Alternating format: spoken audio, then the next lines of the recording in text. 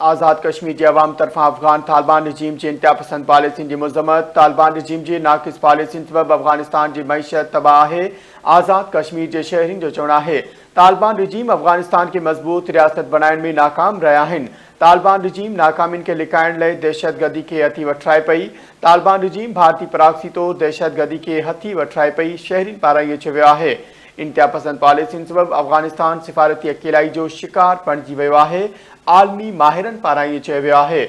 آزاد کشمیر کی عوام طرفاں افغان طالبان رجیم کے انتہا پسند پالیسین کی مذمت طالبان رجیم کی ناقص پالیسین سبب افغانستان کی معیشت تباہ ہے آزاد کشمیر کا شہری طالبان رجیم افغانستان کے مضبوط ریاست بنائن میں ناکام رہا ہیں شہرین پارا یہ چویا ہے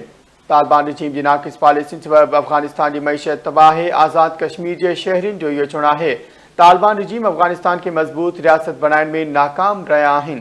طالبان کسی بھی طور پہ افغانستان کو ایک مضبوط معاشی طور پہ مستحکم ریاست ثابت کرنے میں ناکام رہے تو میرے خیال میں اپنی اس ناکامی کو چھپانے کے لیے اس طرح کے عناصر وہاں پہ اتنے غالب ہیں کہ جو ان کے بھی شاید فیور میں نہیں ہیں کہ جن کی وجہ سے پاکستان کو ہمیشہ سے یہ ایک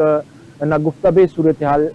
پیش آتی رہتی ہے اور اس صورتحال سے پاکستان کو نمٹنا پڑتا ہے۔ افغانستان میں نہ صرف خواتین بلکہ عام شہری بھی طالبان کے دباؤ اور انتہا پسندی سے شدید تنگ ہے وہاں پہ روزگار کے کوئی مواقع نہیں ہیں ان کے جو لوگ ہیں وہ کافی مشکلات کے شکار ہیں ان کے پاس کس طرح کچھ روزگار کے موقع نہیں ہے تو اس کو پاکستان کا ساتھ دینا چاہیے اور انڈیا جو ہے